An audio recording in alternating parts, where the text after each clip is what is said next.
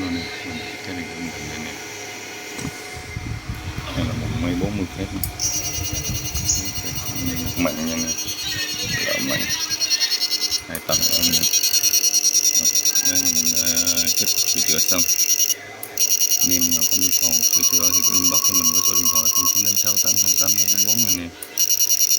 Kết thúc video rồi, mình ráp mấy mình giờ là hết.